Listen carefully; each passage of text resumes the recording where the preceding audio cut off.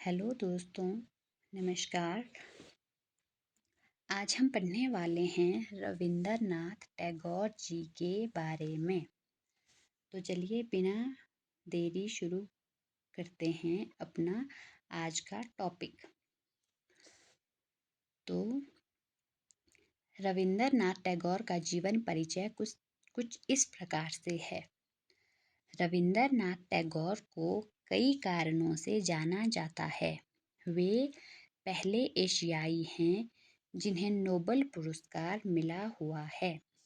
वे अकेले कवि हैं जिन्होंने 2 देशों के राष्ट्रगान लिखे हैं।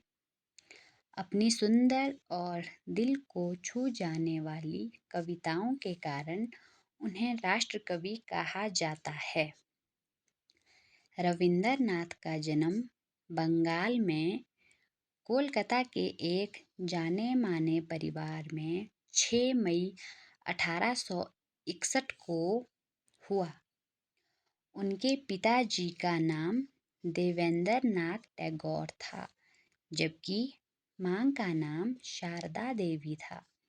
रविंद्रनाथ की पढ़ाई लिखाई घर पर ही हुई। वैसे तो उनकी पढ़ाई बांग्ला में हुई, लेकिन दोपहर के समय उन्हें खास तौर से अंग्रेजी पढ़ाने एक शिक्षक आया करते थे।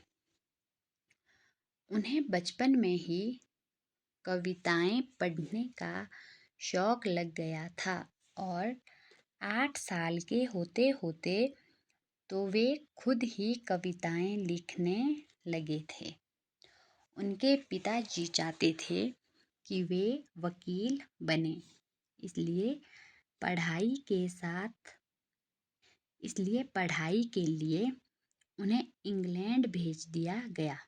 वापस लौटने पर उनकी शादी मृणालिनी देवी से हो गई।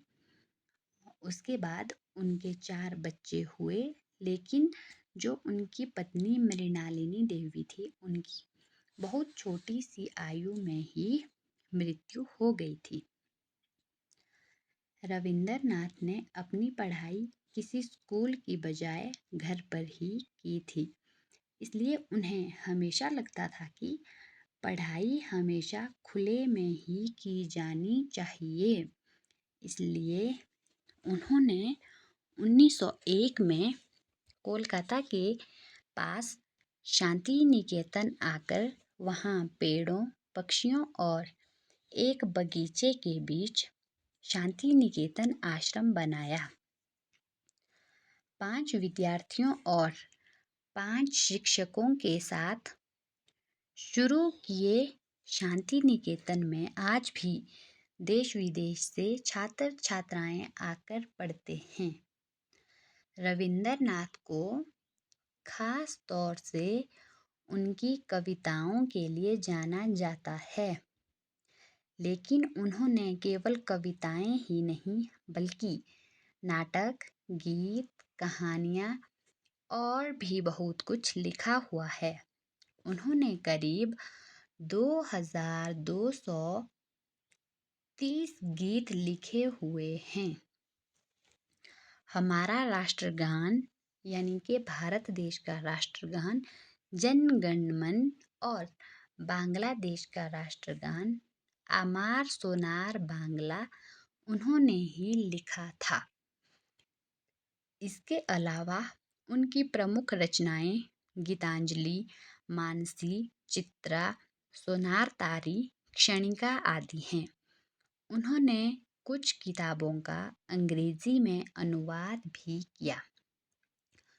1913 में उन्हें उनकी रचना गीतांजलि के लिए नोबेल पुरस्कार मिला।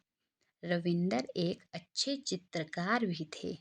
1941 में उनकी मृत्यु हो गई, लेकिन वे लोगों के दिलों में आज भी जिंदा हैं और हमेशा रहेंगे।